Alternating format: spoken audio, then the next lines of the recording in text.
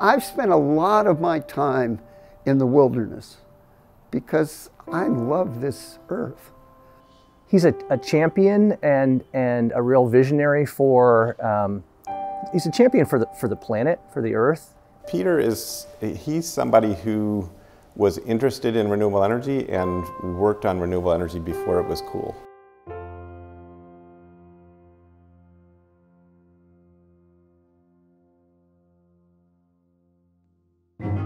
He's a legend, actually, on campus. He's a hero.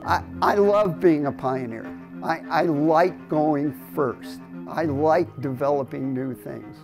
And when I came to Humboldt State University in 1979, I started the Energy Resource Program in the Environmental Resources Engineering Department. I grew up in a small town in southern New Jersey on a farm. My parents were both immigrants. They're Holocaust survivors. My mom from Hungary and my dad from Germany.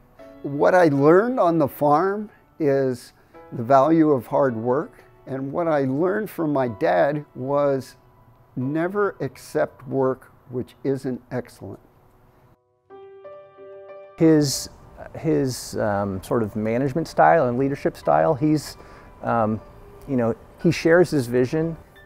He's kind of famous for saying, just do it right, and then he doesn't tell you how to do it right. He just says, just get the job done, and then he leaves and he comes back later to see what you've created, as opposed to micromanaging. So that's something I've really appreciated in his leadership style. As a student, I was involved in big research. I went to research universities. I was an undergraduate at MIT, a grad student at the University of Chicago, and a postdoc at UC Berkeley. I got kind of discouraged doing big research, doing work which 20 people in the world understood. And I got involved in teaching because for me that felt a lot better. It felt great to nurture students and pass on the knowledge that I had. So I got involved in teaching. I taught for a couple of years in one-year jobs. In those days, people would ask me, why are you teaching that stuff? There are no jobs in renewable energy. The older people didn't get it, but the students did. And regardless of the fact that there weren't many jobs in solar energy in the 80s, the students still came to my classes. My classes were well attended because students recognized that that was the future. I'm most proud of the students that I've taught and the colleagues that I've mentored, who have gone on to do wonderful things in the world. And as a teacher, that's the best reward, is seeing your students do really well. It gave me a path that I could not only make a living, but make a living doing something that I felt really good about, and gave me a purpose in my life, right? Something that I feel is, it's a path to fulfillment as opposed to just a path to money. And so that's really important to me, right? There's not a lot of people that you interact with in your life that have that big of an impact. The students I liked the best were the, shall we say, combative students or assertive students. And Jack certainly was an assertive student. He and I locked horns quite a bit. I really have been proud of how he has made a significant mark on the solar world. He has really contributed to the fact that solar energy is so widespread in America and in the world. If we don't include everyone in this new world of renewable energy, it's not going to work.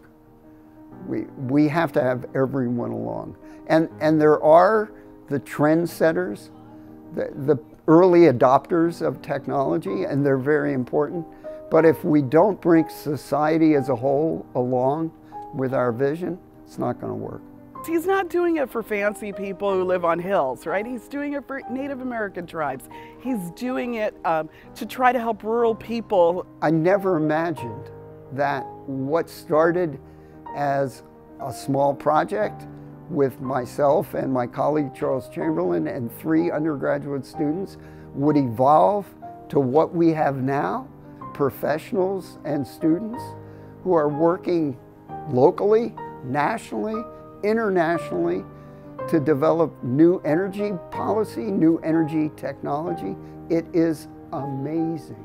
He really embodies energy in all kinds of different ways, you know, in terms of his values and living his life, and really just thinking about energy and energy use and how we live our lives on this planet. We are lucky to have a legend like Peter, who even after retiring from teaching is still so engaged and so available. I just can't believe that we as a society can't do everything we can to protect and nurture the earth.